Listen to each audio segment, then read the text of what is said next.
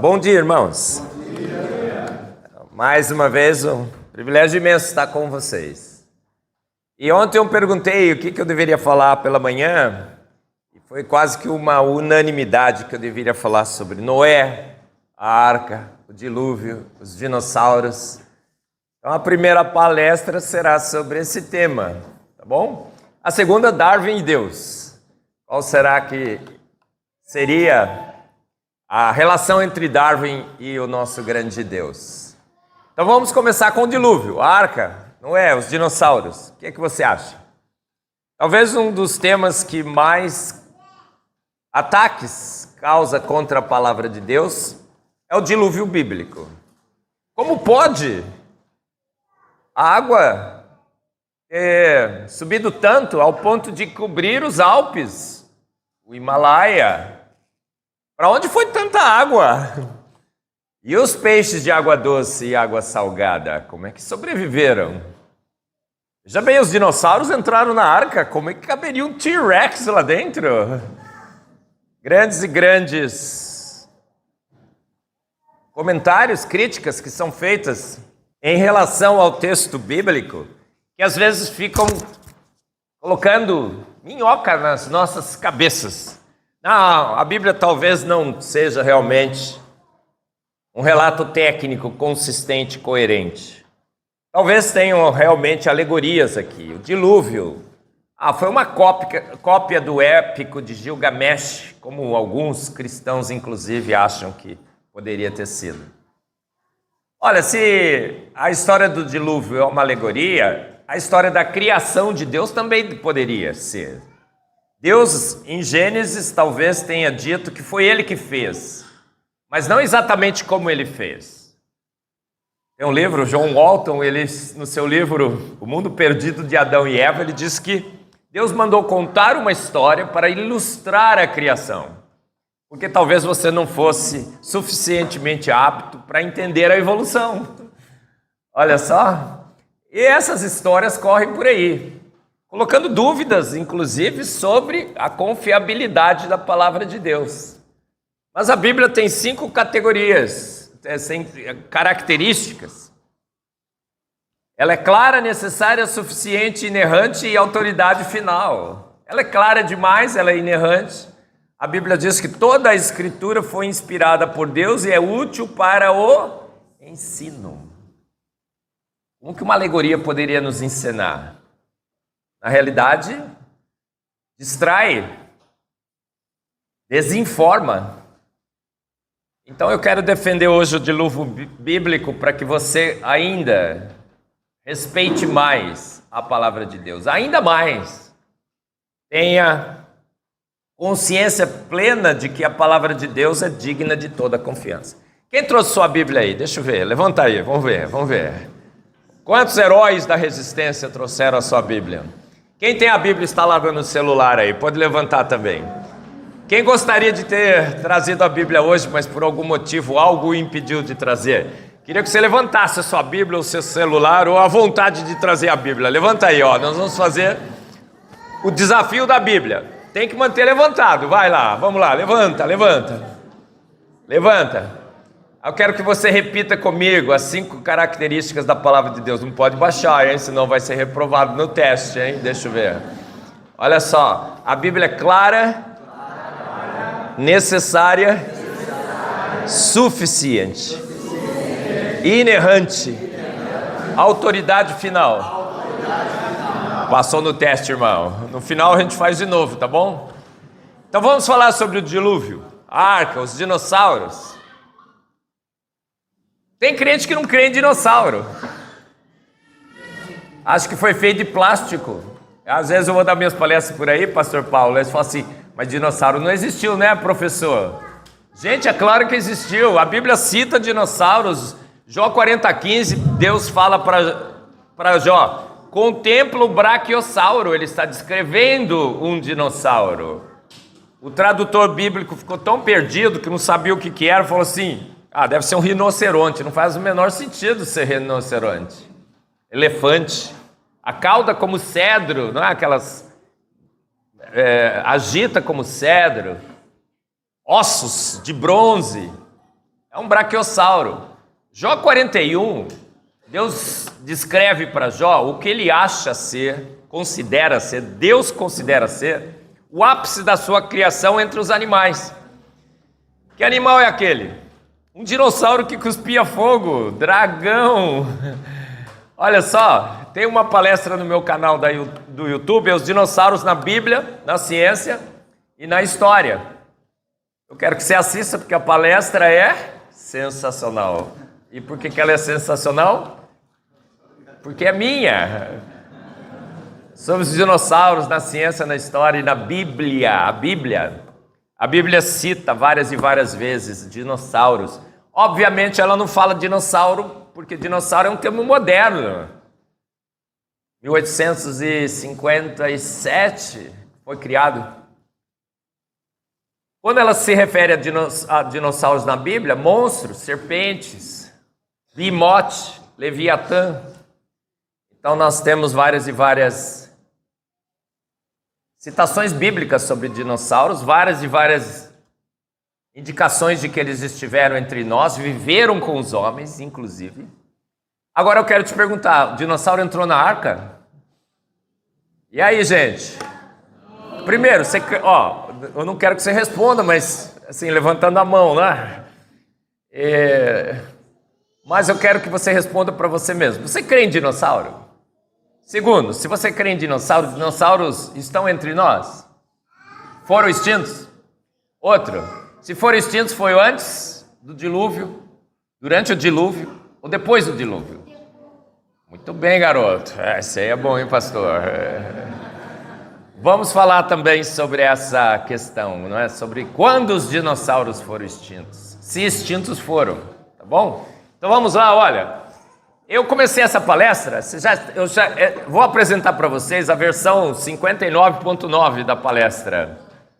A primeira versão dessa palestra, agora está bem melhor, mas já estava boa, porque é minha, né? Não pode ter palestra ruim minha. Mas olha só, em 2014, a Igreja Presbiteriana Ebenezer, lá em São Paulo, me convidou para dar uma palestra sobre Noé. Dilúvio, a arca, os dinossauros.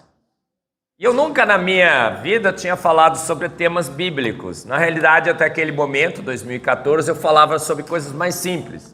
ATP sintase, homoquiralidade, pureza enantiomérica, quinesinas, processos metabólicos, simbiose, essas coisinhas simples. Mas para falar sobre a Bíblia, eu achava que esse ministério era do professor Adalto Lourenço. Duas praias diferentes. Mas o pessoal me convidou e falou, professor, vem. E o Maluco Beleza aqui? Conhece a música do Maluco Beleza, né? Enquanto você se esforça para ser um sujeito normal e fazer tudo igual, eu, do meu lado, controlando a minha maluquez, misturado com a minha... Pastor, tem um monte de gente que sabe essa música aqui nessa igreja. Agora o coro aqui, o hino aqui, um monte de gente não aguentou cantar, pastor. Raul Seixas, né? Eu vivi há 10 mil anos atrás e não tem nada nesse mundo que eu não saiba demais. Olha, pastor, sabem tudo mesmo. E olha só, o Maluco Beleza lá foi ele. E foi muito legal porque o pessoal da mocidade da igreja falou assim, o coordenador, primeiro, professor, nós assistiremos o filme, depois a gente vem para a igreja e você palestra. Eu falei, cara, que legal, vamos assistir o filme, porque eu também estava muito, assim, ansioso para assistir o filme. Fomos todos lá, não sei se você assistiu, quantos assistiram o filme Noé aqui? Os outros, mas não sei se você gostou ou não, eu detestei. Eu pus no meu Face na época, coisa de ateu, deu no que deu. Que desastre, tinha até Transformers no filme. Eu aprendi na minha professorinha de EBD que Noé era um homem justo e bom que andava com Deus. O Noé do filme, ele não era bom, não era justo e não andava com Deus. Queria matar o neto, um psicopata. Horroroso o filme, eu achei. Não sei se você gostou, eu achei horroroso. Mas tudo bem, fui lá, falei sobre Noé, a primeira palestra que eu dei. Foi muito legal porque até aquele momento eu achava que a gente não tinha mesmo muitos argumentos para defender um dilúvio bíblico. Inclusive global. Tinha um outro amigo meu que era defensor do dilúvio local. Gente, defenda o dilúvio ou seja contra o dilúvio, mas não defenda o dilúvio local. É a pior de todas as possibilidades. Mas eu nunca confrontei ninguém, porque eu nunca tinha estudado. Mas quando eu fui estudar para preparar essa palestra, eu falei, uau, quantas e quantas e quantas evidências nós temos para o dilúvio bíblico. Talvez seja o evento histórico mais bem documentado na Terra. A gente pode ter mais certeza do dilúvio bíblico do que de César, Napoleão. Temos várias e várias evidências sobre o dilúvio bíblico. Foi muito legal, depois eu dei a palestra. O filme poderia chamar Noé, né? Não é Noé, não é. A incrível história do homem que não era Noé. Muito legal. E aí eu comecei a preparar essa palestra. Cada vez que eu vou proferi-la, eu faço um upgrade. Dei uma olhadinha ontem, mexi um pouco para atualizá-la. Eu quero discutir com vocês, poderiam ser várias e várias questões, mas como a gente não tem muito tempo, as 10 questões. Depois no final o pastor vai abrir para perguntas mais para frente, e aí você pode fazer algumas perguntas sobre Noé, dilúvio, a arca, os dinossauros. Essas são as questões, como discutirei cada uma delas, não vou ler aqui, vou começar com a primeira. Irmão, você tem que estar sempre pronto à razão da sua esperança. Você crê que Deus criou todas as coisas pelo poder único e exclusivo da sua palavra. Você crê que a Bíblia é clara, necessária, suficiente, inerrante e autoridade final. Alguém vai chegar para você e falar assim, você crê no dilúvio bíblico? Você fala assim, então como todos os animais chegaram até a arca? E aí? Ele vai falar assim que no Brasil tem tatu-bola. Na Austrália tem um canguru. Na África tem os leões, as girafas. Lá nos polos tem o urso polar. E aí, como é que você explica como todos esses animais chegaram até a arca, se eles vivem em continentes específicos isolados hoje? Como que você explica como todos os animais chegaram até a arca? Aí o cara fala assim, foram voando. Tinha asa antes. Perderam as asas. Será? Na realidade eles tomaram o Red Bull. Que te dá asas. Como que todos os animais chegaram até a arca, gente? Como é que você responderia? Antes dessa palestra, desse filme, eu não conseguia responder. Eu não sabia. Não me interessava. Lembra que eu falei para vocês ontem? Cristão é gente que estuda. Cristão lê, se informa. Ele está preparado para não cair em narrativas. Quando falam que o CO2 é o gás do mal, você fala, não, Deus criou. É o gás da vida, o gás carbônico. Quando chegam para você e falam isso, aquilo e tal, olha, ideologia de gênero, fala, Deus criou macho e fêmea. Jesus disse, macho e fêmea. A gente está preparado para enfrentar as narrativas. Você não cai na narrativa, todo mundo cai, mas você não. Porque você é um cristão, você se informa, você estuda. Quando a Academia Brasileira de Ciências lança o livro A Evolução é Fato, você diz, não, é boato. Eu sei que é boato. Então a gente tem que estar pronto a dar razão da nossa esperança. Como todos os animais chegaram até a arca? A Bíblia explica a Bíblia. Lembra? É só você ler a Bíblia, você descobre como. Em Gênesis 1, de 9 a 10, e disse Deus, ajunte-se, em quantos lugares? As águas. E apareça quantos elementos secos? O elemento seco. Pastor Paulo, vou fazer umas perguntinhas mais fáceis para o senhor hoje, tá bom? O elemento seco são quantos? Acertou. Gente, um único elemento seco e um único mar. A Bíblia diz que quando Deus preparou a terra para que ela acomodasse vida, e vida em terra seca, Ele preparou com um único continente e um único mar. A terra era sem forma e vazia, ou seja, ela não ainda estava estruturada para ter vida em terra seca. Ela não estava destruída, Satanás não caiu dos céus, não foi aquele caos, não teve hiato aí, não teve lacuna nenhuma. Isso daí foi uma invenção para acomodar milhões e milhões de anos na Bíblia, tá? A teoria do hiato, da lacuna, foi uma grande invenção. Não se vê no texto, a terra não se torna, ela estava sem forma e vazia, sem estrutura para acomodar a vida, não tinha vida ainda. Aí Deus vai lá e estrutura a terra, fala, pareça a porção seca, só isso que ele fez. A terra estava feia, destruída? Não, linda, era uma bola todinha azul, sem verde ainda, olha que coisa linda. Né? Cadê os palmeirenses aí para reclamar, por favor? Só azulzinha, ainda com as nuvens, mas não tinha solo, não tinha terra seca. Aí Deus faz aparecer um único continente. Olha que grande evidência de que esse livro é digno de toda confiança. Quem é que descobriu que havia um único continente? Ou quem primeiro anunciou ao mundo que havia um único continente? A Bíblia. Nós precisamos da NASA, porque a NASA é a grande amiga do criacionismo, que defende a palavra de Deus sem querer, né? Obviamente. Foi lá com seus satélites, começou a monitorar o movimento dos continentes e percebeu que esses continentes estão se afastando, mas se você regride esse movimento, forma um único continente, que eles chamam popularmente de Pangeia. Olha só, então a Terra, quando Deus estrutura, aparece um único elemento seco, a grande Pangeia. Essa Pangeia não era tão assim inclinada, ela é mais viradinha, então não tinha polos. Você vai hoje na Antártica, vai no Polo Norte, tem floresta semitropical soterrada sobre o gelo, indicando que aquela terra foi um dia uma grande floresta. Nesse grande continente, a Pangeia. A gente entende pelo relato bíblico que nem chovia, um vapor regava a terra. As árvores eram imensas, uma vegetação muito grande. A gente acha que sim, né? Ninguém tem certeza. A gente acha que Noé cometeu um grande engano. Quando Noé estava entrando na arca, naquele evento histórico, o que Noé deveria fazer, gente? Pegava o seu celular, colocava lá no Instagram, né? No Story, olha, gente, estamos entrando aqui na arca, veja bem, os animais todos, olha como o mundo era, certo? Não bobeou, né, pastor Paulo? Não é? Você não acha?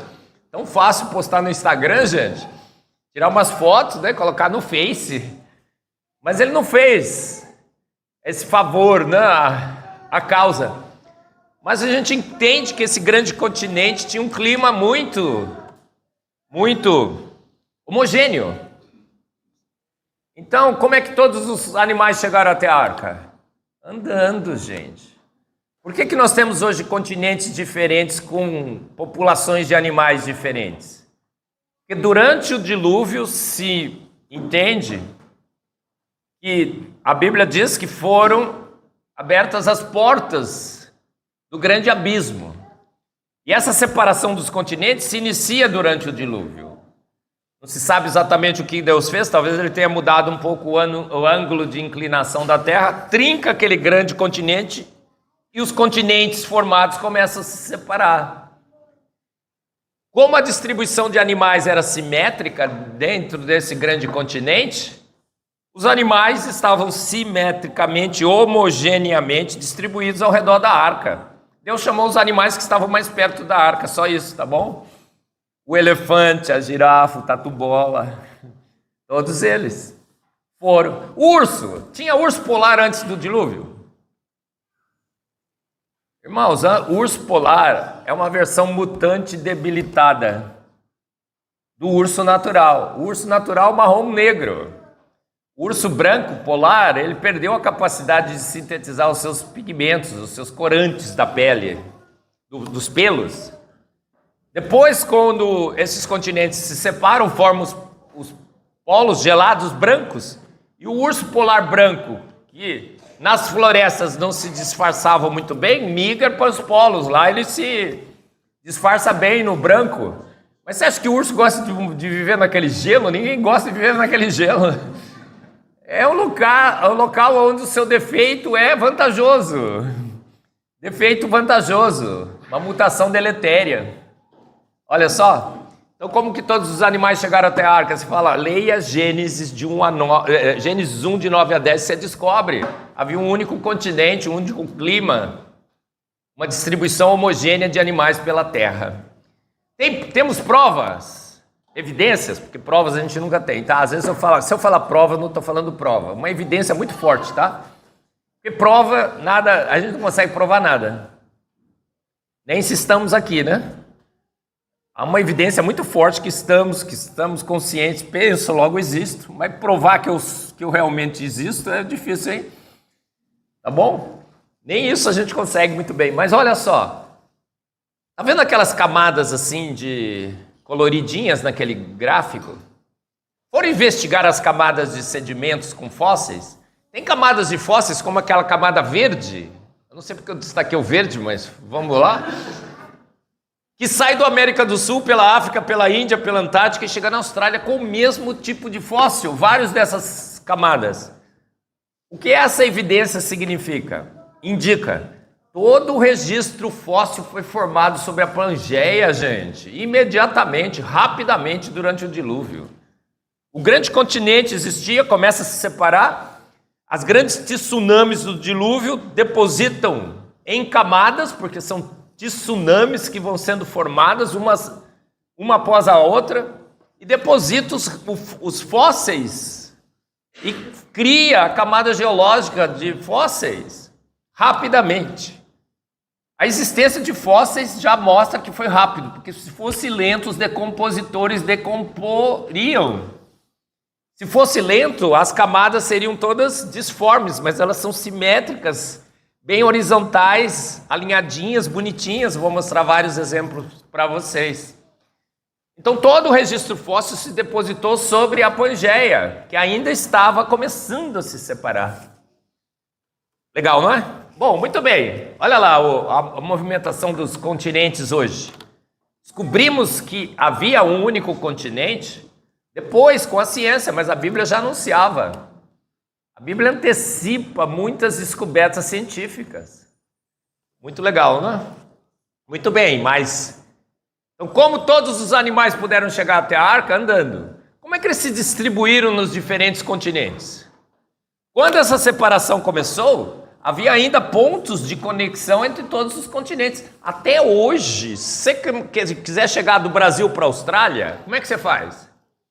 Você sobe pela América do Norte, passa pela Groenlândia, chega lá naqueles pontos lá que conectam mais ou menos com os países nórdicos, desce pela África, chega ali na Ásia, tem uns pontos ali que o mar não é tão profundo, você quase chega na Austrália.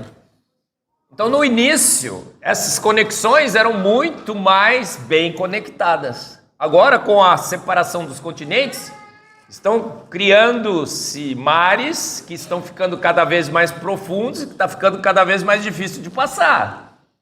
Mas no início, a distribuição dos animais pelos diferentes continentes depois do dilúvio era bem simples, é fácil. Os cangurus foram indo, eles se distribuem em bandos, eles se movimentam em bandos. E os que chegaram até a Austrália chegaram num lugar que permitiu a sua sobrevivência. Os continentes pós-diluvianos agora têm climas completamente distintos, muito distintos. Desertos, florestas. Então nós temos agora, depois do dilúvio, com a distribuição dos animais, continentes diferentes com climas diferentes preservaram animais diferentes. Alguns conseguiram sobreviver por todo o globo, alguns não. Tatu Bola só achou de boa ficar aqui no Brasil, né? Canguru só na Austrália. Então a especiação, a localização também específica de animais em continentes diferentes é pós-diluviana. Tá bom? Agora vai pegar. Agora eu quero ver o professor Marcos se virar com essa daí. Se eu não conseguir responder, eu sempre peço ajuda ao universitário sentado ali, né? Não é, pastor Paulo? Gente, olha só. Como todos os animais chegaram até a arca? Olha, eu gosto muito das EBDs, obviamente. A gente está perdendo uma grande preciosidade nas nossas igrejas, ninguém mais faz EBD, ninguém vem para EBD, é um problema. Mas as EBDs são sensacionais. Mas tem um problema se você é professor da EBD, professorinha da EBD. Chega a criancinha na escola bíblica dominical, a gente dá esses livrinhos para elas lerem. Dá uma folhinha para eles colorirem. Uma arca desse jeito aí, irmão. Já viu? Quem foi na EBD e teve um desenho desse da Arca de Noé para colorir ou para ler? Gente, isso é um grande desserviço para a nossa fé. Se a arca fosse assim, você acha que sobreviveriam? Absolutamente não. É uma alegoria totalmente desastrada sobre a Arca de Noé. O que acontecia com a Arca de Noé? Ela era um barquinho abarrotada de bicho? Muito pelo contrário. Aqui nessa comparação, a gente tem ali em cima, ó, essa aqui é a Arca de Noé. Eu não gosto de usar apontador, porque quem usa apontador faz assim, ó. Tá vendo isso aqui, ó? Aí o cara fica assim, ó. 5 minutos, tá todo mundo tonto na plateia. Então, para apontar, você tem que apontar e não pode tremer. Minha mão treme um pouco, né? Mas vou ver se eu consigo. Ó, aqui é a Arca de Noé, ó. Aí eu quero que você acompanhe. Olha que arcão, 137 metros.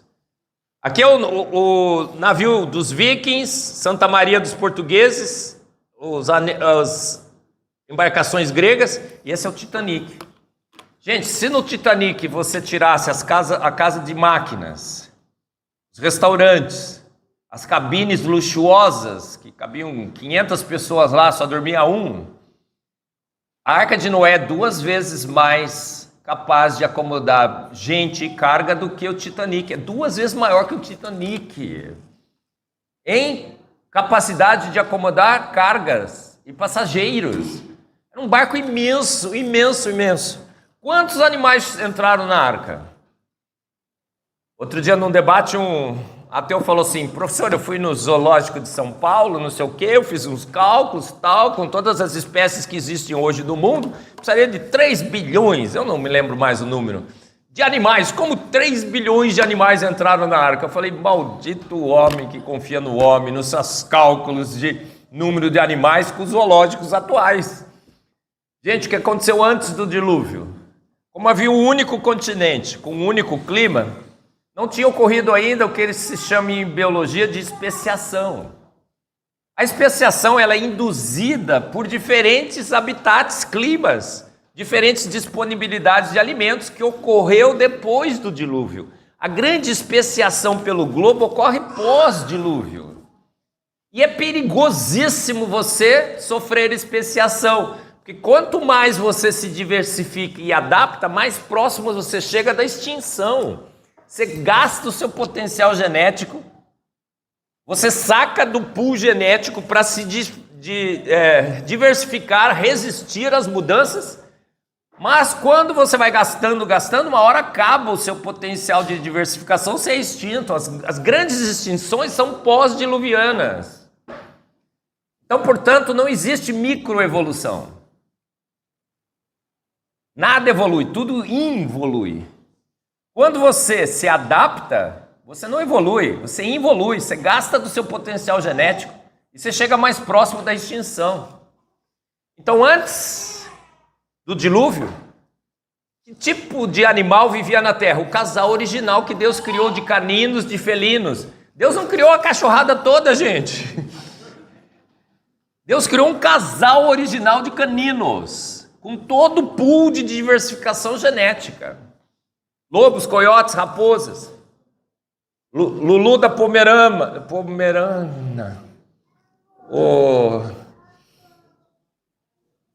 Fala outros animais, cães aí. Bulldog.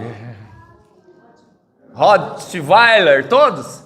Não, ele criou o casal original de caninos, o casal original de felinos, com potencial de diversificação. E eram esses animais originais que viviam na Terra antes do dilúvio, sem pressão de especiação. Estavam de boa, um clima maravilhoso, árvores imensas. Eram todos vegetarianos. Os dinossauros também. E Gênesis 9:3 a gente vê quando que ocorreu a mudança. Depois do dilúvio, diz Deus. Falei ontem, né? Assim como te dei o alface, libero também a picanha. Gênesis 9:3. Eu troquei a camiseta. Tô achando que tô com o Dino aqui ainda, né? Essa camiseta é legal, hein, pastor? Olha só. Qual o tamanho de um animal médio? Ovelha. Ovelha representa o tamanho médio de animais. Todas as contas que são feitas, o professor Adalto Lourenço calculou em 3.600 animais que entraram na arca. Tem gente que calcula em 18.000, 6.000 e 3.600. Eu fico com o professor Adalto Lourenço, 3.600, porque ele não erra. O homem era... Mas tudo bem, pensa aí, 6.000. 6.000 ovelhas entrando dentro de uma arca, 1/3 da arca estaria ocupado com animais.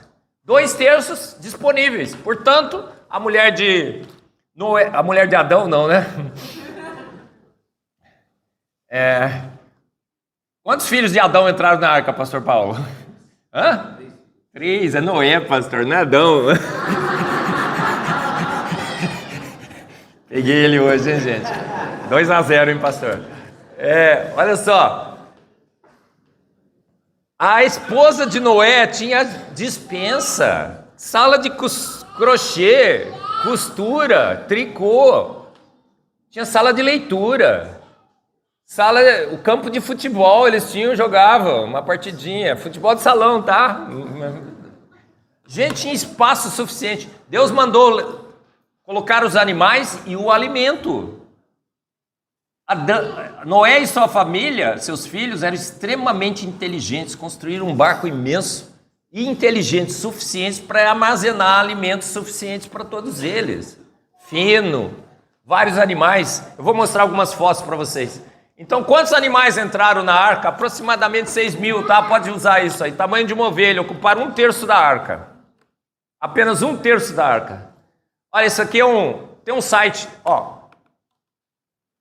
Entra no YouTube. O YouTube é uma bênção se você souber usá-lo, certo?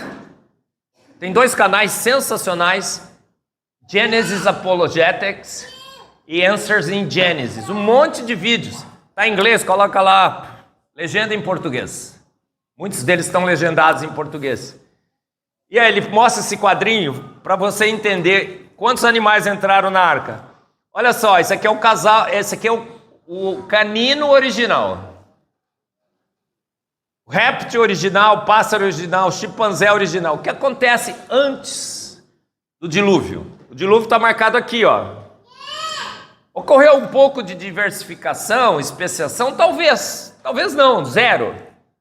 O que provavelmente pode ter ocorrido? O casal original de caninos ter chegado até o dilúvio. Ainda existir na Terra, com o seu pool genético preservados. Ele não usou nada ainda. A conta bancária está cheinha. Não sacou do pool genético.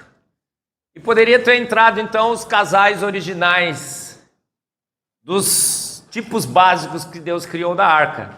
Ó, esse aqui é o casal original de felino, dando origem aos diferentes felinos que hoje tem na Terra. Outro dia eu fui no Zoológico de São Paulo, eu fiz um exercício. Falei, Marcos, você vai na seção de felinos. Imagina que você não saiba que eles são felinos. Passa em todos eles para ver se você consegue identificá-los. Gente, é fácil demais. Você chega no felino, porque é tudo farinha do mesmo saco, não é? A bolinha é maior, a outra bolinha menor, o rabinho é um pouco mais comprido, mas é tudo, você olha para a cara e fala, é felino. Você precisa ter especialização em biologia, em taxonomia, para saber se felino é felino, canino é canino? Absolutamente não. Até hoje descobrimos que o limite da diversificação entre animais está nas famílias. Canino sempre será canino, felino sempre será felino. Então descanse em paz, irmãos. Nunca um cão casará com uma gata e nascerá um filhote que fará miau au au. Impossível.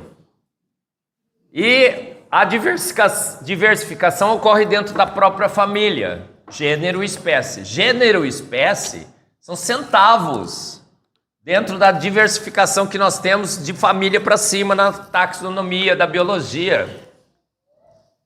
Então, ó, entrou o casal original de felinos, o casal original de primatas, de cães, tá? Legal, não é?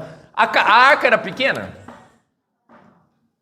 Falei para vocês, 24 de junho a 4 de julho de 2025, estaremos lá visitando esse parque. Eu nunca fui. Um monte de gente vai e fica me fazendo inveja.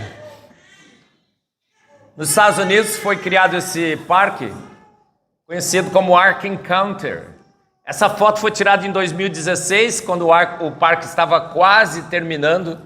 Eu coloquei aqui porque é incrível que você consegue ver a arca aberta por fora. Essas são as dimensões originais de como a Bíblia descreve da Arca de Noé. Um barco imenso, extremamente bem construído. Uma instrução de um engenheiro para um outro engenheiro para construir um barco absolutamente incrível, resistente, confortável e estável. Esse parque já está plenamente funcional. Eu e o professor Adalto Lourenço tínhamos esse projeto de fazer uma grande excursão para lá. O professor vai com a gente, em memória. Nós vamos fazer um grande tributo ao professor Adalto Lourenço lá no parque. Anota aí, ó, a gente daqui a pouco vai começar a pôr o site no ar, todas as divulgações. Olha aí, agora a arca construída. Não disse que tinha dispensa? Olha a prova aí, temos a foto. Essa não é, Tiru? Não é essa do parque, tá bom? Olha aí, a dispensa. Gente, podia levar alimento por um ano? É facinho, todo mundo dona de casa sabe. Faz uma compota lá e tal. Leva queijo, salame. Esse cara é esperto pra caramba, né? Olha os animais. Agora que vai pegar. Número 3. E os dinos? Entraram ou não entraram na arca? Essa é uma caricatura que se faz por aí, um cartoon, querendo criticar o dilúvio. Eles não entraram, sabe por quê? Oh crap, was that today? Esqueceram de colocar na agenda do Google. Perderam o dia, gente. Dinossauros entraram ou não entraram na arca? Professor, o T-Rex, aquele pescoção, né? Os braquiossauros, tudo. Será que entraram, gente? Vou fazer uma pergunta para vocês. Quantos tipos básicos de dinossauros são conhecidos? Porque espécie, o pessoal fala 700, 800 espécies. O conceito mais frouxo da biologia é espécie. Não é uma crítica, mas é muito difícil você classificar espécie em biologia. Eu brinco, o bicho tosse assim, o outro, duas espécies diferentes.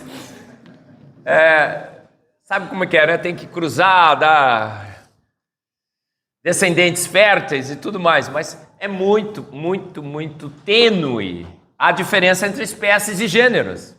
Mas famílias, tipos básicos de dinossauros conhecidos, aproximadamente 58. Dinossauro é imenso, grandão? A maioria deles era pequenininha. Eles eram pequenininhos. A maioria era pequenininha. Tamanho de galinha. Por isso que eles acham que dinossauro evoluiu para galinha, né? Próxima vez que você vê uma galinha, fala, T-Rexa evoluída. Canário. Gente, eram pequenos.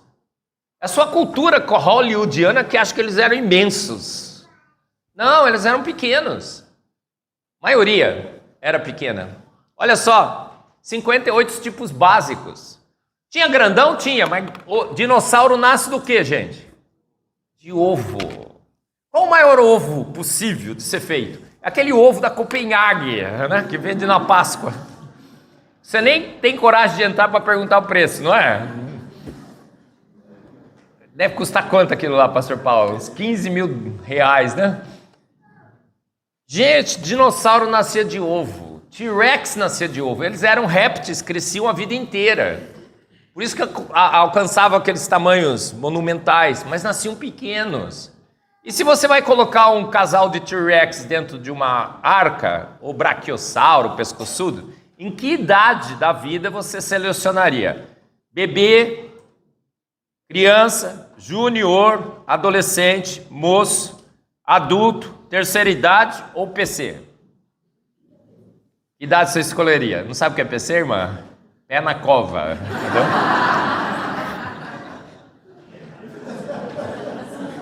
Tá com o pezão já lá, só tá esperando, né? Ó Deus, receba-me na sua glória. Já tá prontinho, prontinho. Gente, que idade você escolheria?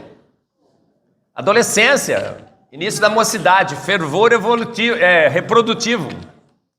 Então, T-Rex, pequeno, dessa altura aqui. As contas que são feitas, tá vendo? Os dinossauros caberiam num quarto da arca. Essa igreja acomodaria todos os dinossauros. 58 tipos básicos, um casal de cada um. Sobraria espaço. Eles eram pequenos. A arca ficou geladinha porque ficava debaixo d'água, uns 16, 17 graus Celsius. 16, 17 graus Celsius é Polo Norte, não é, gente? Para os... Não é carioca, como é que é? Quem nasce... Os fluminenses. Falei carioca ontem, a gente esquece aí. Os fluminenses, olha só, caberiam tranquilamente. Eu brinco, você chegaria na arca e fala assim, cadê os dinossauros? O cara fala assim no diretório, entrava no computadorzinho, segundo andar, bloco B, sala B57. Pode ir lá que eles estão lá. Tranquilamente, gente. Olha lá, esse aqui é um braquiossauro, o menino lá no Ark Encounter vendo os animais. Os dinossauros. Como é que a gente sabe que eles entraram na arca? Porque há evidências de dinossauros na Terra até 1600 depois de Cristo. Evidências contundentes de dinossauros na Terra até 1600 depois de Cristo. Tem dinossauro que foi empalhado por um italiano e ficou no seu museu. Provavelmente um navio pesqueiro japonês pescou um plesiosauro, né? Dinossauro marinho é plesiosauro. Tem incrustações, figuras de dinossauros vários países europeus, na Indonésia, em templos. Lá na Europa tem um bispo que morreu, fizeram vários animais, figuras de animais no seu túmulo, e tem uma figura de um dinossauro também, antes dos dinossauros serem descobertos, redescobertos pela ciência. Então, muito provavelmente, eles estavam na arca, saíram da arca e foram extintos depois. Temos evidências? Não sei se você conhece essa história. Mary Schweitzer, nos Estados Unidos, foi buscar um osso de T-Rex que estava no despenhadeiro, era um fêmur bem grandão. Não dava para tirar porque era um despenhadeiro, muito difícil de carregar. Foram de helicóptero lá. Esse é o barulho do helicóptero chegando, tá bom? Foram tentar colocar o osso de T-Rex dentro do helicóptero e não cabia. O que eles fizeram? Serraram. É como se você vai buscar uma Ferrari e não cabe dentro do caminhão, você corta a Ferrari no meio, né? Gente, nunca na história da ciência tinham serrado um osso de T-Rex tão valioso como aquele, porque pegar um ossão bonitão assim, você vende para museu e tudo mais, mas serraram. Chegaram no laboratório, tá vendo ali, ó? Tinha colágeno, elástico e plástico. Quem toma colágeno aqui, né? A Elizabeth foi na dermatologista, ela levou um monte de saquinho de colágeno lá em casa agora. Mais de 17 diferentes tipos de biomoléculas já foram encontrados hoje em ossos de dinossauros. Depois dessa grande descoberta, começaram a cortar tudo quanto é ossinho do registro fóssil. Tudo quanto é osso do registro fóssil tem material orgânico ainda preservado. Colágeno, elástico e plástico. No debate científico do século, a gente mostrou os filmes, os vídeos de colágeno e tudo pro Pirula e o Sacani, eles ficaram assim, né? Mas o Pirula falou assim, não. Colágeno pode ser preservado por 60 milhões de anos. Gente, 60 milhões de anos, impossível. Tanto que a Sociedade Brasileira de Design Inteligente resolveu lançar um novo produto. É o colágeno T-Rex. Te mantém jovem por até 60 milhões de anos. E vem com selo de garantia do Pirula. Selo de garantia. Garantia sou eu. Gente, impossível. Essa foi uma prova contundente, uma evidência contundente, não prova, de que dinossauros foram extintos há poucos anos. Algumas centenas de anos. Se extintos foram. Aquele plesiosauro foi pescado Navio pesqueiro japonês tem um selo no Japão. Tem uns vídeos por aí bem interessantes, não sei. Ó, eu acho que dinossauros foram extintos, mas não tenho certeza. O professor Adalto Lourenço falava que 1/3 do planeta nunca foi inspecionado. Os selacantos tinham sido extintos há 200 milhões de anos atrás, segundo a evolução. Outro dia foram pescar e encontraram um monte de peixe selacanto pelos mares. 200 milhões de anos acharam. Achar um de 60 milhões, né? Eu vivo sonhando com o monstro do Lago Ness. Eu sei que é um sonho, mas já pensou se descobre e é um dinossauro? Que glória, né, pastor? Pô, descobrimos selacanto. Gente, no debate científico do século, né, como eu falei para vocês, esse foi um dos grandes temas. É uma evidência fortíssima de que a vida é jovem. Os dinossauros foram extintos há poucos anos. Esquece essa história de milhões de anos, tá bom? Diferentes tipos de biomoléculas já foram encontrados. Ó, células sanguíneas, sangue de dinossauro. Já encontraram DNA de dinossauro. Estão tentando desextinguir os dinossauros como fizeram no Jurassic Park. O único problema é que não tem uma dinossaura parecida para parir o bicho. Os mamutes, eles estão fazendo a desextinção e tem elefoas, né? Qual é o feminino de elefante, meu Deus? Oi? É elefoa no popular, vai, pronto. Tem um outro nome. Olha só, sensacional. Isso aqui é colágeno elástico e plástico de dinossauro, gente. Temos a foto. Colágeno. Por que os dinossauros foram extintos? Porque antes do dilúvio eles eram vegetarianos, talvez tenham chegado vegetarianos até o dilúvio, ninguém sabe. Eu acho que provavelmente a maioria deles sim. Mas depois, antes do dilúvio, o mundo era extremamente bom para dinossauro. A temperatura não variava. Réptil não gosta de variação de temperatura.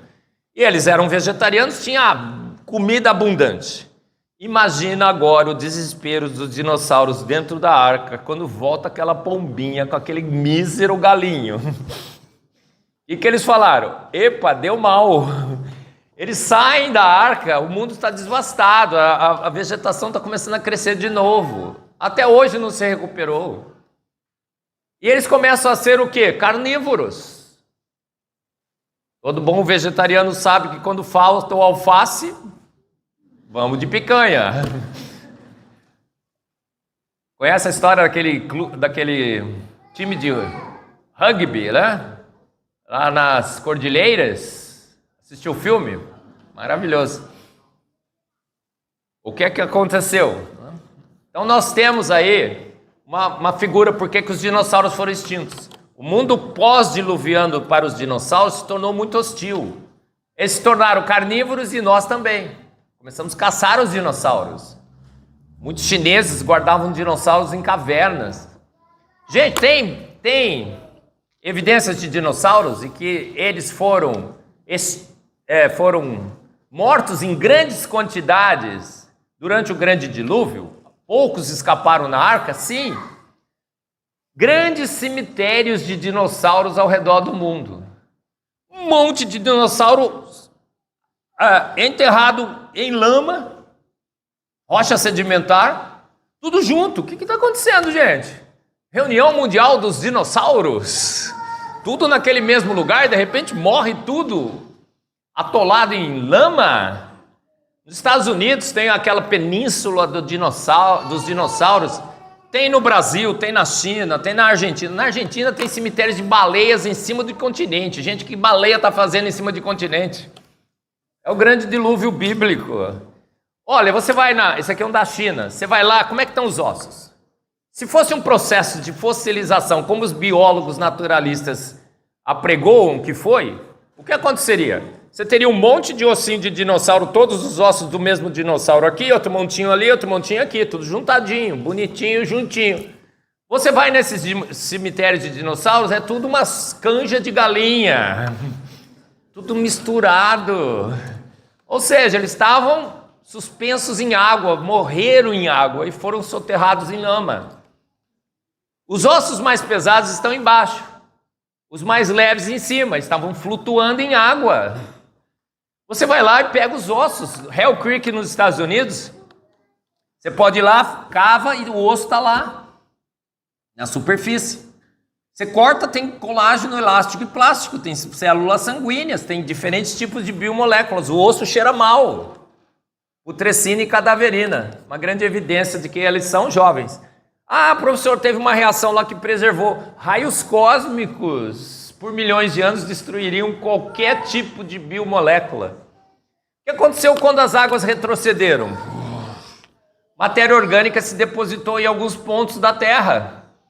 O Golfo do México, grande reservatório de petróleo. Ah, mas petróleo, professor, milhões e milhões de anos. Tem empresas nos Estados Unidos hoje que pegam matéria orgânica, água, pressão e temperatura e em poucas horas tem petróleo. Esquece essa ideia de que petróleo precisa de milhões e milhões de anos necessariamente para ser formado. Já foi refutado isso daí. Tem empresas nos Estados Unidos que fazem petróleo. Esse aqui é bem legal. Num daqueles cemitérios de dinossauros nos Estados Unidos, encontraram aproximadamente 10 mil fósseis desse dinossauro que são os maiasauros. Tudo adulto. Não tem um jovem, não tem uma criança. Aí alguém perguntou, nossa, deve ter sido uma convenção agora de dinossauros, mas a convenção dos PCs. Né? Por que só tinha adulto? Todo mundo sabe que animal, quando foge de um grande perigo, deixa seus filhos para trás. Ele sabe que vai reproduzir mais para frente. É um instinto de preservação. Humanos não, salvam os filhos. No Titanic, o pai falou, entra meu filho com minha esposa, e eu fiquei, só tinha 2 lugares. Não foi assim? Então o que aconteceu ali? Eles estavam correndo de uma grande catástrofe, foram deixando os filhos para trás. Se juntaram 10 mil e foram soterrados. Interessante, não é? Bom, quarta pergunta. A arca flutuaria? Pior ainda, carregada com aquele monte de bicho? Várias e várias simulações já foram feitas. Usando as dimensões originais da arca, 300 por 50 por 30 côvados. Inclusive tem vários artigos publicados, como esse que eu estou mostrando aqui, que mostram que a arca não só flutuaria, mas ela tem uma característica que mostra ser obra de um grande engenheiro extremamente capaz. Foram verificar o conforto, esse é um dos slides lá do Genesis Apologetics, a estabilidade e a resistência da arca de Noé. A arca não tinha o máximo de conforto, não tinha o máximo de estabilidade, não tinha o máximo de resistência. Mas tinha um melhor compromisso entre as três. E esse compromisso bate exatamente no centro de um triângulo.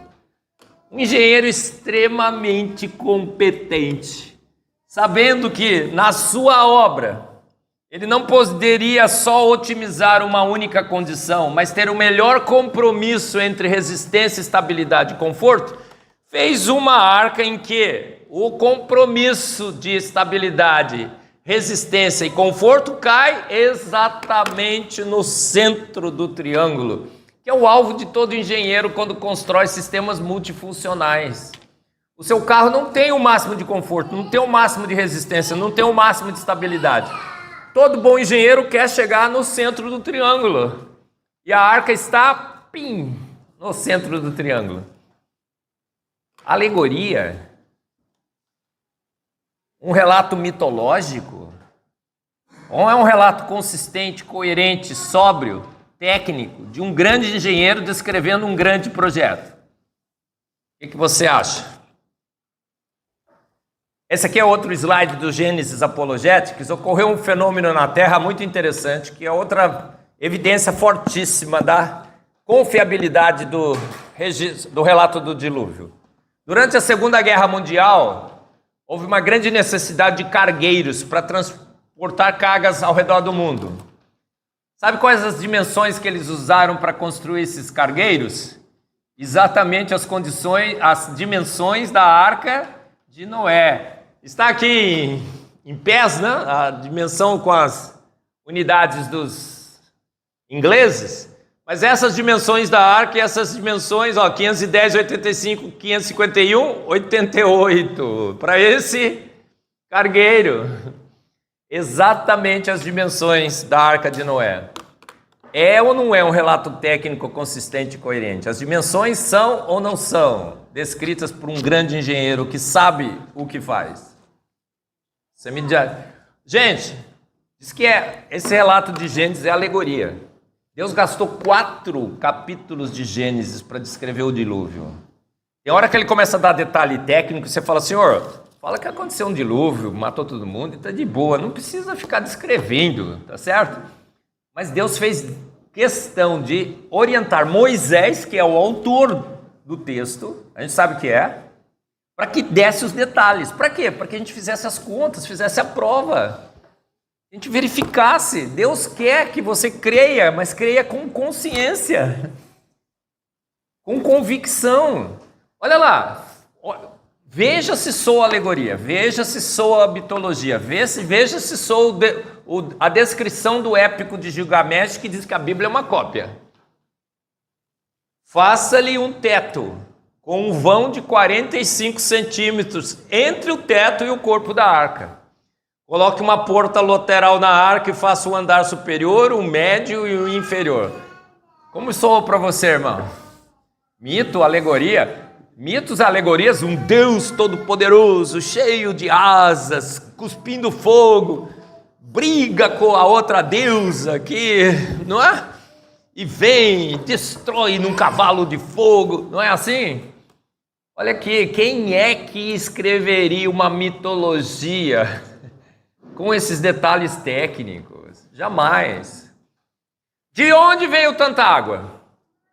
A Bíblia diz que foram abertas as portas de um grande abismo. E a água jorra desse grande abismo.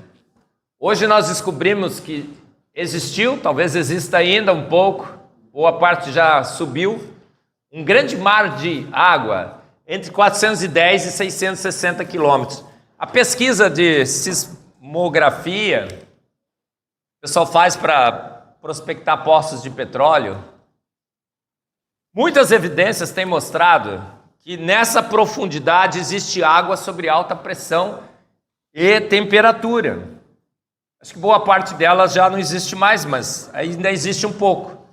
Então qual é tem evidências, outro dia encontraram um diamante em Goiás com água aprisionada dentro do diamante. Só sobre altíssima pressão e temperatura, a água poderia ser incorporada em diamantes.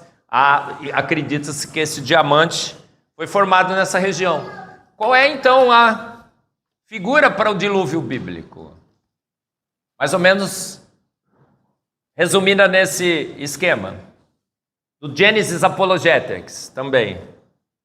Os montes naquele grande continente, tinha monte alto, mas não era tão alto assim.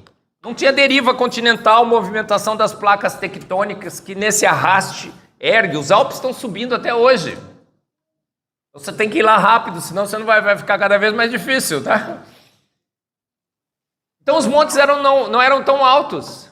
Os mares também não eram tão profundos. Abrem-se as portas daquele grande abismo, essa trinca chega até lá nessa água sobre alta pressão e temperatura, e ela jorra. A água sob alta pressão e temperatura vaporiza quando chega na atmosfera. Ela sobe, condensa na atmosfera que é fria, menos 50 graus, e chuva abundante por 40 dias e 40 noites. Para onde foi tanta água? Toda a água. Quando os continentes começam a se separar, entre eles se forma um V. E quanto mais se separam, esse V vai ficando cada vez mais profundo, formando as fossas submarinas que nós temos hoje, extremamente profundas. A Fossa das Marianas, quanto que é mesmo? 11 quilômetros. E os continentes vão se separando, toda a água que estava cobrindo os continentes agora começa a jorrar para essas fossas. E vai escoando, até que os continentes novamente submergem. Submerge não, fica paradinho, é a água que escorre para as fossas submarinas. Então, onde está a água do dilúvio hoje? Gente, quantos de vocês já tomaram banho aqui, nas praias de Niterói? Tomou banho na água do dilúvio, irmão. Ainda bem que tem os decompositores, né? Já a decomposição já ocorreu.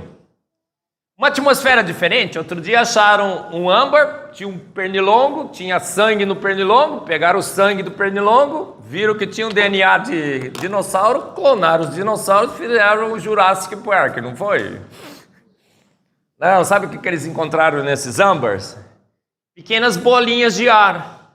Foram analisar por espectrometria de massas, é o texto original em inglês aqui, descobriu que tinha 50% mais de oxigênio na Terra antes do dilúvio.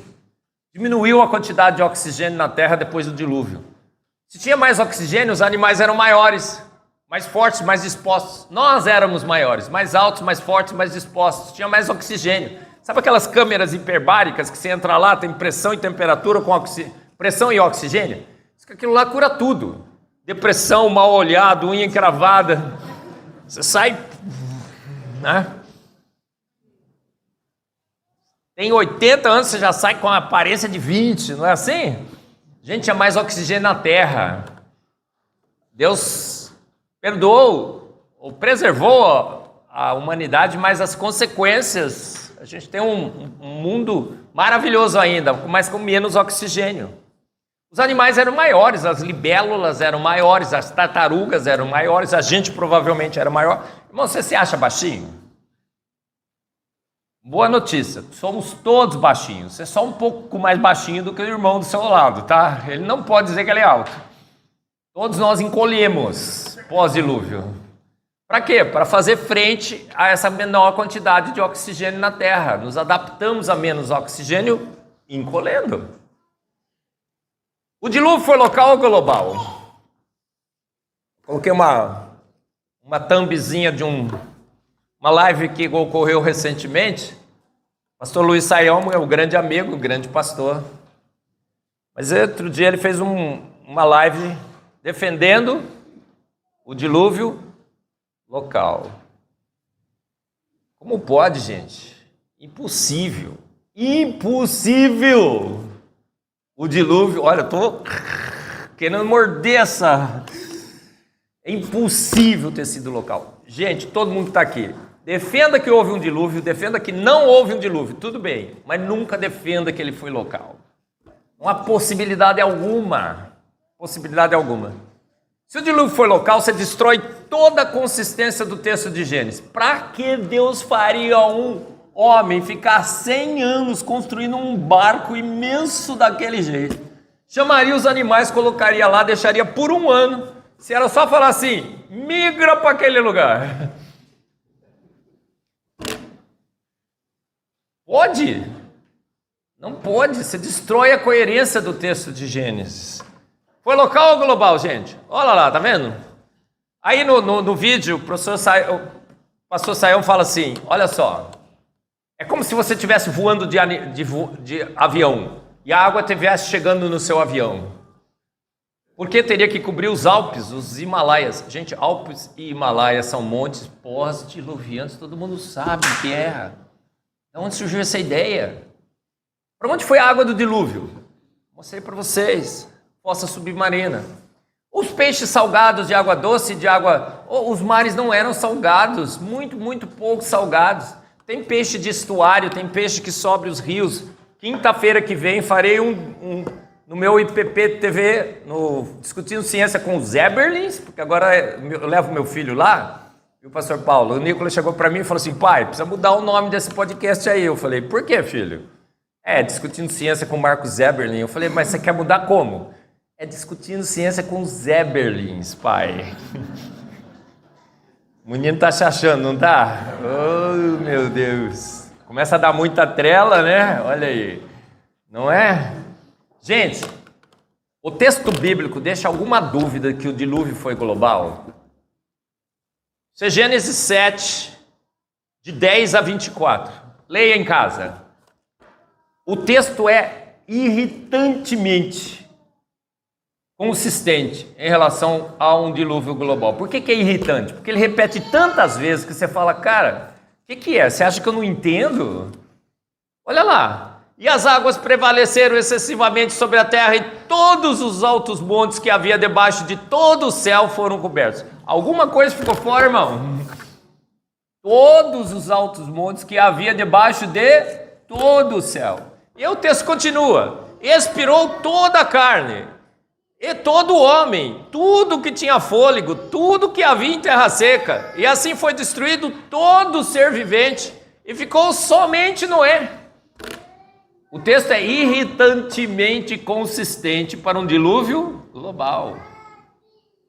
Não tem como não ser global. A Bíblia diz que foi, e as evidências todas mostram que foi. O registro fóssil, só o dilúvio explica, com as grandes tsunamis. E aí você vai por todo o planeta, 75% da área seca hoje nos continentes é coberta por rochas sedimentares. E 95% das rochas sedimentares, animal marinho.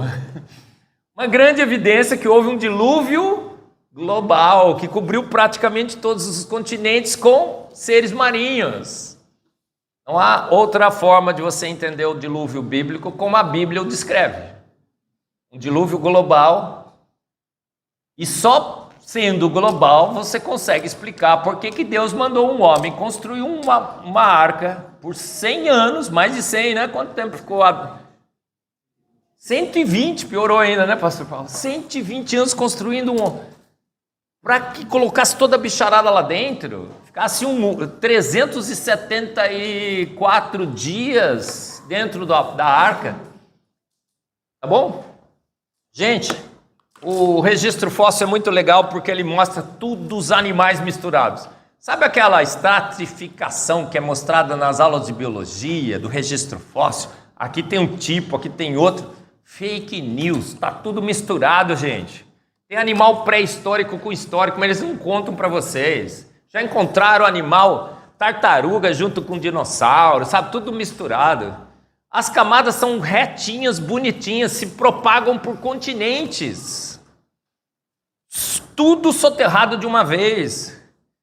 Tem dobras no registro fóssil nas camadas sedimentares. No debate científico do século, Sacani e Pirula ficaram tentando nos convencer que dá para dobrar rocha. Eu quase levantei e fui embora, rapaz. Falei, não, dobrar rocha é demais, não é? Alguém quer dobrar rocha comigo lá fora, gente? Rocha sedimentar, patifa. Quando você tenta dobrar. Como é que você consegue dobrar rocha? Se ela está ainda fresca, a lama não solidificou. Aí você faz pressão na movimentação das placas tectônicas, você consegue dobrar. Mas depois que solidificou, esquece. Uma grande evidência de que o registro fóssil foi formado rapidamente, tudo depositou em lama, a movimentação das placas tectônicas em alguns pontos elevou os montes e dobrou rocha, mas ainda fresca. Você vai em cima dos Alpes, tem restos de animais marinhos. Era um fundo do mar que ao longo de milhões e milhões e milhões de anos se ergueu e se formou os Alpes. Por isso que você tem que estudar, por isso que você tem que ser cristão, estar do lado da verdade. Você não cai nessa narrativa. Foram estudar os montes na Terra, eles são limpos, lavados por erosão em 4 milímetros por ano. Se fossem milhões e milhões de anos, os Alpes já teriam sido lavados nos seus topos pelo menos 100 vezes. Não devia ter mais animal marinho lá em cima, restos de animais marinhos. O que é a melhor conclusão? Essa elevação foi rápida demais. Elevou o fundo de um mar num grande monte, durante o dilúvio bíblico, na separação das placas tectônicas. Tinha mais oxigênio? Os animais eram maiores? Você vai no registro fóssil, não tem libélula, de repente, bum! Quer que eu faça o boom de novo? Foi legal, né? Ó, não tem, de repente, bum! Aparece a libélula prontinha, com mais de 1 metro de comprimento, quase 1 metro de comprimento. Já pensou uma libélula de 1 metro de comprimento entrando aqui, gente? Ó, descansa em paz, ela nunca voaria hoje. Não tem oxigênio suficiente hoje no ar para ela voar. Tinha mais antes. Por que ela encolheu? Para conseguir voar. Adaptou-se. Vai colhendo e colhendo, extinta, né? Gente, olha só, antes do dilúvio. Incrível. Por que vivemos menos? Todo mundo sabe quando um animal está próximo da extinção, um grande problema quando um animal está próximo da extinção é o que é conhecido como deriva genética ou gargalo genético. Você tem agora membros da mesma família que terão que casar entre si. Em Araras, aqui em São Paulo, no interior de São Paulo, porque Araras é realmente interior. Campinas não é, hein? Lembra? Não vai chegar em Campinas e falar que você não está no interior, hein? É igual chegar em Niterói e falar que o pessoal é carioca, né? Que eu falei ontem. Nossa, que coisa horrorosa. Aí chega o sujeito. O que eu estava falando? Lá em Araras. Uma família se isolou numa fazenda e começaram a casar só entre si. Primo com primo, irmão com irmão. O que aconteceu? Começaram a ter câncer, não sei o quê. Começaram a morrer tudo. É um gargalo genético. Você não pode casar com alguém que seja muito geneticamente parecido com você, porque ele vai ter os mesmos defeitos que você. E quando casa, não cancela. Deus fez um mecanismo maravilhoso, né? Se você tem um gene defeituoso e sua esposa não tem, prevalece a da sua esposa. Por isso você tem que casar com a pessoa mais diferente possível geneticamente do que você. Alguns insistem em casar com o primo. Tudo bem, né? Que Deus abençoe. Misericórdia, Senhor. Mas é um risco. Noé e sua família, primos, casaram com primos. Olha a consequência. Até Noé vivíamos 900 anos em média. Matusalém viveu 969, como a Bíblia descreve. Calendário lunar. Calendário lunar, que é isso? De onde inventaram esse negócio? É calendário solar. 969 anos. Quando chega em Noé, a Bíblia descreve a longevidade de todos os patriarcas, não descreve? Você fica lá, viveu tantos anos, teve tantos filhos. Para quê, Senhor? Para que a gente fizesse as contas. Por que houve um decaimento exponencial da longevidade? Porque houve uma deriva genética, um gargalo genético na arca. Primo casou com primo, nós somos descendentes da mesma família, a família de Noé. E os defeitos genéticos estão se acumulando entre nós até hoje. A longevidade, em 1940 e pouco, tem uma reportagem da Folha do Estado de São Paulo, uma velhinha de 45 anos morreu atropelada na sua casa por um caminhão. 45 anos, velhinha. Gente, começamos a reverter a longevidade decadente com a ciência, mas não está dando mais conta. No último ano, a longevidade média no mundo caiu 2 anos. Jesus tem que voltar, não tem, pastor Paulo? Senão não vai ter mais o que resgatar. Autismo, 1 em 800. Tem que ter escola para autista agora, gente. Parkinson, Alzheimer. E mais? Síndrome de Down, está aumentando assustadoramente no mundo. Câncer, assustadoramente. Porque chegamos no fim do gargalo genético. Deus precisa enviar Jesus de volta. O decaimento é exponencial, exatamente como os experimentos de gargalo genético na biologia mostram que deveria ser. 100% de coincidência com os experimentos. Mas uma grande evidência que a palavra de Deus é digna de toda confiança. O gargalo genético está sendo observado hoje, tá bom? Tem relato de dilúvio bíblico em tudo quanto é lugar do mundo. Povos, nações, raças não, né, gente? Porque raça é uma só. Outro dia eu estava nos Estados Unidos e perguntaram assim para mim no formulário: que raça você é? Blá, blá, blá, blá, blá, blá, blá, blá. Eu falei blá, blá, blá, blá, blá. Others. Falei, botei no others. Outras. Aí tá assim, specific. Humana, seu bobão. Seu bobão eu não escrevi, né? Porque senão ia ser preso. Gente, somos todos humanos. Você tem mais ou menos melanina. Se você é brancão, você é desbotado. Tá? Se é negão, você é exagerado. Noé era... Adão e seus filhos eram morenos. Jambo, aquela cor, né? Que você vai pra praia, né? Fica mais jambão, né? Bonitão, assim. Né? Que as meninas passavam assim. Aqui eu vinha no Rio de Janeiro, na nossa época, época de gente raiz, né? Ninguém passava protetor, tudo raiz. Passava era bronzeador. Quem é do tempo dos raízes que passavam bronzeador que nem eu? Ei, ô glória, né? Cara raiz passa bronzeador para ficar mais bronzeado ainda, não é? Então, por quê? Porque a cor de Adão e Eva, né? Adão, pó, terra. Mas aí eu pus lá, humana. Mas todos os povos e tribos do mundo têm relatos de dilúvio. Mas tudo alegórico, gente. Por quê? Porque a Bíblia, Deus preservou o relato técnico consistente, coerente. Agora, quando você pega uma história dessa, você começa a florear. É uma tendência da natureza humana. Começa a colocar aspectos mitológicos. Os outros relatos são floreados, pontos que foram aumentados. Mas o relato bíblico não, consistente, técnico, coerente. Mas 9 elementos são encontrados em todos esses relatos. Um homem foi escolhido. Isso aqui é do Genesis Apologetics. Animais foram salvos, a arca, até a pombinha aparece em todos os relatos, gente. O que significa essa grande evidência? Que de fato houve um dilúvio. E o único relato consistente, técnico, digno de confiança é o bíblico. O épico de Gilgamesh é um relato que foi aumentado com vários pontos. No épico de Gilgamesh, a arca é cúbica.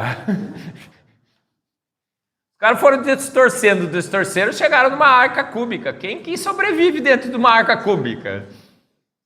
No épico de Gilgamesh, o dilúvio demora 6 dias só. O cara errou a contagem. Na Bíblia não, olha, 371 dias.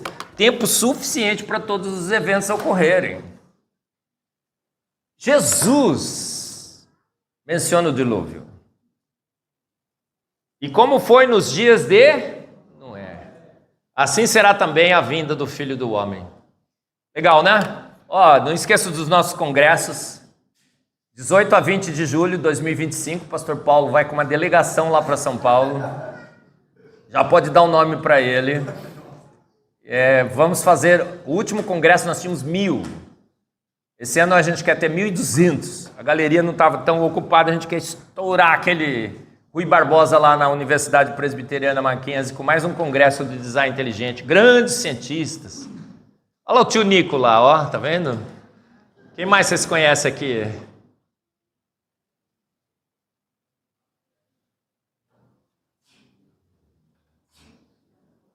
Cara, eu não tô aqui. Olha eu aqui, tá vendo?